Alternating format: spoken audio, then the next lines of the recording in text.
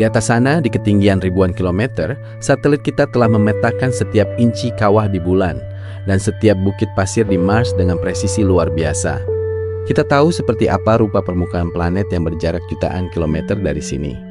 Tapi tepat di bawah kaki kita, hanya beberapa kilometer di bawah permukaan air yang tenang ini, terdapat sebuah wilayah yang lebih misterius daripada galaksi tetangga. Selamat datang di Bumi, sebuah planet yang 70% wilayahnya adalah ruang gelap yang belum terjamah.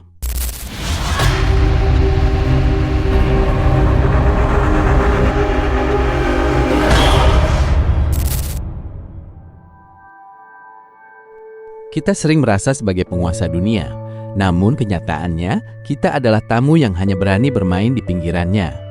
Kita baru benar-benar memetakan kurang dari 5% dasar samudra kita. Itu berarti 95% dari dunia kita sendiri masih menjadi rahasia besar.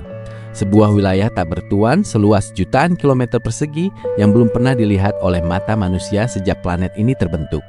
Ketakutan kita pada laut atau thalassofobia bukanlah tanpa alasan. Ini adalah insting purba, karena di bawah sana hukum fisika berubah. Cahaya mati, tekanan bisa menghancurkan tulang seperti kerupuk, dan suara-suara aneh bergema tanpa sumber yang jelas. Lautan tidak hanya luas, ia adalah sebuah entitas yang secara aktif menyembunyikan isinya. Hari ini, kita akan menembus batas kegelapan itu. Kita akan mencari tahu mengapa laut begitu menolak untuk dijelajahi, dan apa yang sebenarnya bersembunyi di balik 95% misteri yang tersisa. Mengapa eksplorasi kita terasa begitu lambat? Jawabannya bukan karena kita kurang rasa ingin tahu, tapi karena lautan adalah lingkungan paling tidak ramah di planet ini. Secara mekanis, lautan seolah memiliki sistem pertahanan yang dirancang untuk menolak kehadiran manusia. Musuh pertama kita adalah tekanan. Di permukaan, tubuh kita terbiasa dengan tekanan 1 atmosfer. Namun, saat Anda menyelam, setiap 10 meter air yang ada di atas Anda menambah beban sebesar 1 atmosfer tambahan. Di titik terdalam, yaitu Palung Mariana, tekanannya mencapai lebih dari 1000 kali tekanan di permukaan. Mari kita letakkan dalam perspektif yang lebih nyata. Berada di dasar laut itu setara dengan menahan beban 1 unit pesawat jet Boeing 747 tepat di atas kepala Anda, atau membiarkan seekor gajah dewasa berdiri di atas ibu jari Anda. Kapal selam penelitian tercanggih sekalipun harus dibangun dengan titanium tebal dan jendela dari kristal sintetis setebal puluhan sentimeter. Jika terjadi kebocoran sekecil lubang jarum saja, air akan masuk dengan kecepatan supersonik, memotong apapun di jalannya dan menghancurkan struktur kapal secepat Anda meremas kaleng soda. Di sini, ruang untuk kesalahan adalah 0. Namun, jika Anda berhasil selamat dari tekanan, musuh kedua sudah menunggu, kegelapan abadi. Lautan dibagi menjadi zona-zona berdasarkan jangkauan cahaya. Zona pertama, yaitu epipelagik, adalah tempat di mana cahaya matahari masih bisa menari-nari. Tapi ini hanya sampai kedalaman 200 meter. Begitu Anda melewati batas ini, Anda memasuki zona senja atau mesopelagik. Di sini fotosintesis mustahil terjadi. Warna merah menghilang pertama kali, diikuti kuning hingga hanya menyisakan cahaya biru redup yang dingin. Saat Anda menyentuh kedalaman 1000 meter, Anda resmi memasuki zona tengah malam atau batipelagik. Di titik ini, matahari hanyalah kenangan. Tidak ada lagi cahaya dari atas. Kegelapannya begitu pekat sehingga mata manusia tidak ada gunanya sama sekali. Suhu air pun anjlok hingga titik beku, hanya sedikit di atas 0 derajat Celcius. Bagi kita, ini adalah tempat tinggal bagi kematian. Tapi bagi 95% penghuni laut yang belum kita kenal, kegelapan dan tekanan luar biasa ini adalah satu-satunya rumah yang mereka tahu. Kita tidak hanya menghadapi keterbatasan fisik, kita sedang mencoba mengintip ke dalam rahim planet yang tidak pernah dimaksudkan untuk kita lihat. Di dunia tanpa matahari, hukum estetika alam yang kita kenal di permukaan sama sekali tidak berlaku. Di sini, evolusi tidak peduli pada rupa. Ia hanya peduli pada satu hal, efisiensi untuk bertahan hidup di tengah kelaparan abadi. Mari kita lihat anglerfish. Makhluk ini adalah definisi dari horor bawah laut. Karena mangsa sangat jarang di kedalaman ribuan meter, ia tidak bisa membuang energi untuk berburu. Ia memiliki organ bioluminesensi, sebuah lampu organik yang dipenuhi bakteri bercahaya yang menjulur di depan wajahnya. Lalu ada raksasa yang menjadi legenda pelaut selama berabad-abad, Architeuthis atau cumi-cumi raksasa. Makhluk ini memiliki mata sebesar piring makan, sekitar 27 cm diameternya. Mengapa begitu besar? Bukan untuk melihat keindahan, tapi untuk mendeteksi gangguan cahaya sekecil apapun yang ditimbulkan oleh predator utamanya, paus sperma, saat bergerak membelah plankton bercahaya. Ini adalah perlombaan senjata biologis di tengah kegelapan. Namun yang paling asing bagi logika kita mungkin adalah Golper L atau belut pelikan. Makhluk ini terlihat seperti helai benang panjang, namun ia memiliki rahang yang bisa terbuka sangat lebar, jauh lebih besar dari tubuhnya sendiri. Di kedalaman ini, Anda tidak tahu kapan makanan berikutnya akan datang. Jadi ketika Anda bertemu sesuatu, bahkan jika itu lebih besar dari Anda harus mampu menelannya utuh. Namun yang paling menyeramkan sebenarnya bukanlah bentuk wajah mereka, melainkan biologi mereka yang tidak masuk akal. Di kedalaman ini, kalsium sangat sulit didapat dan tekanan akan membuat tulang keras menjadi rapuh.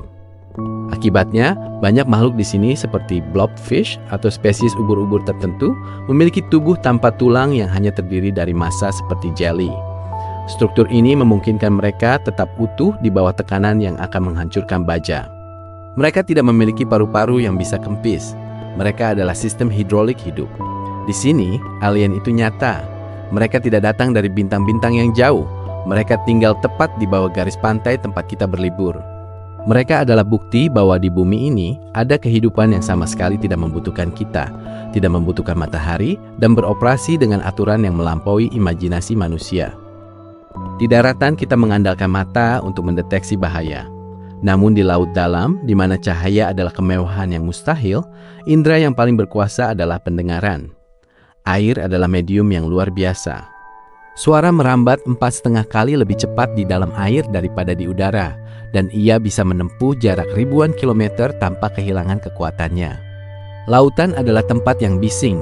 Nyanyian paus, gemeretak udang, hingga gesekan lempeng tektonik menciptakan simfoni bawah laut yang konstan. Namun, ada saat-saat di mana sensor-sensor militer dan ilmiah kita menangkap sesuatu yang tidak masuk akal. Tahun 1997, sebuah rangkaian hidrofon di seluruh Samudra Pasifik menangkap satu suara frekuensi rendah yang luar biasa kuat. Suara ini naik dengan cepat dalam durasi 1 menit dan terdengar oleh sensor yang berjarak lebih dari 5.000 km. Dunia mengenalnya sebagai The Bloop.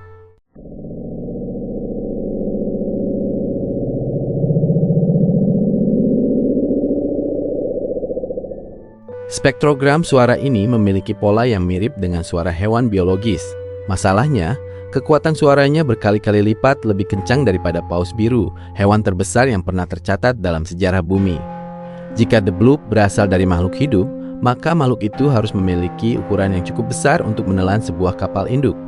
Selama bertahun-tahun, teori konspirasi bermunculan. Apakah itu Kraken? Ataukah sesuatu yang lebih tua yang tertidur di dasar samudra? Meskipun bertahun-tahun kemudian, para ilmuwan menyatakan bahwa suara itu kemungkinan besar adalah icequake atau retaknya gunung es raksasa di Antartika, misteri tidak berhenti di sana. Ada suara The Julia, suara Slow Down, hingga The Train, suara-suara mekanis dan organik yang hingga kini masih sering diperdebatkan.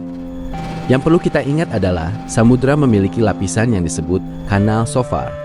Ini adalah jalur di kedalaman tertentu di mana suara terjebak dan bisa berkeliling dunia tanpa henti. Di jalur inilah suara-suara aneh dari kedalaman 5% yang kita ketahui bercampur dengan raungan dari 95% wilayah yang belum pernah kita injak. Saat Anda mendengarkan rekaman-rekaman ini, Anda tidak hanya mendengarkan suara air. Anda mungkin sedang mendengarkan napas dari sesuatu yang belum memiliki nama di buku biologi kita. Tapi jika kita tahu ada sesuatu di bawah sana, mengapa kita tidak turun saja dan melihatnya langsung? Mungkin terdengar tidak masuk akal. Kita sudah mengirim manusia ke bulan berkali-kali. Kita sudah mendaratkan robot di Mars. Bahkan kita sudah memiliki teleskop James Webb yang bisa melihat kelahiran galaksi di ujung alam semesta.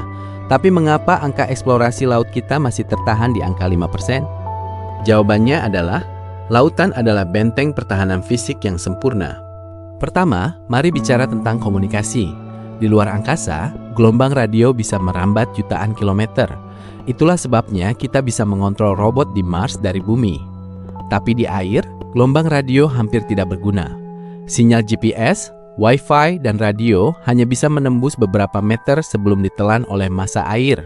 Artinya, kita tidak bisa mengendalikan robot bawah air dari jarak jauh tanpa kabel yang sangat panjang dan berat. Setiap misi ke kedalaman ekstrim adalah misi buta. Kedua adalah masalah pemetaan. Kita sering melihat peta dasar laut di Google Earth dan berpikir itu sudah lengkap. Faktanya, itu hanyalah estimasi berdasarkan gravitasi satelit. Untuk mendapatkan peta dengan detail yang sama seperti peta jalan di kota Anda, kita harus menggunakan sonar. Masalahnya, sonar harus ditembakkan dari kapal yang bergerak sangat lambat. Memetakan seluruh dasar laut dengan resolusi tinggi menggunakan kapal riset yang ada saat ini akan memakan waktu ratusan tahun dan biaya ratusan miliar dolar. Bagi banyak negara dan korporasi, investasi ini dianggap kurang menguntungkan dibandingkan menambang data di internet atau mencari sumber daya di luar angkasa. Namun ada alasan ketiga yang lebih jujur, laut sangat berbahaya bagi manusia secara biologis. Di luar angkasa, jika baju astronot bocor, ada jeda waktu bagi tubuh untuk bereaksi. Di dasar laut, jika dinding kapal selam retak sebesar koin saja, tekanan air yang masuk akan menghancurkan tubuh manusia menjadi hitungan milidetik sebelum otak sempat memproses rasa sakit. Kecepatan air yang masuk setara dengan kecepatan peluru jet. Kita baru mengetahui 5% karena lautan tidak hanya luas secara horizontal, tapi juga secara vertikal. Setiap meter kita turun, tantangannya meningkat secara eksponensial, bukan linear. Kita tidak sedang menjelajahi permukaan, kita sedang mencoba memetakan sebuah dunia 3 dimensi yang sangat masif, dingin, gelap, dan secara aktif mencoba menghancurkan alat apapun yang kita kirim ke sana. Jadi angka 5% itu bukan karena kita malas, tapi karena laut adalah perbatasan terakhir yang secara fisik memang tidak dirancang untuk kehadiran kita. Namun di balik semua kesulitan itu, apa yang sebenarnya kita pertaruhkan jika kita berhenti mencari tahu? Apakah 95% sisanya hanyalah air dan batu, atau sesuatu yang bisa mengubah pemahaman kita tentang kehidupan? Pada akhirnya, rasa takut kita terhadap lautan adalah bentuk rasa hormat primitif kita kepada alam. Kita takut karena kita tidak tahu, dan kita tidak tahu karena lautan memang menyimpan rahasianya dengan sangat rapat. Lautan menyeramkan bukan karena ia jahat, tapi karena ia tidak peduli pada kita. Ia adalah pengingat bahwa manusia bukanlah penguasa segalanya. Di dalam 95% yang belum terjamah itu, mungkin terdapat obat-obatan untuk penyakit yang belum tersembuhkan, sumber energi baru, atau sejarah kuno peradaban yang tenggelam. Ketakutan kita terhadap laut adalah bentuk rasa hormat primitif terhadap kekuatan alam. Lautan adalah perbatasan terakhir di planet ini, dan mungkin ada alasan mengapa ia memilih untuk tetap menjadi misteri. Bagaimana menurut Anda? Apakah kita sebaiknya terus menggali ke bawah atau membiarkan kegelapan itu tetap tenang dengan rahasianya? Terima kasih telah menonton. Jangan lupa klik subscribe di Ensiklopedu untuk penjelajahan dunia berikutnya. Sampai jumpa di Cakrawala selanjutnya.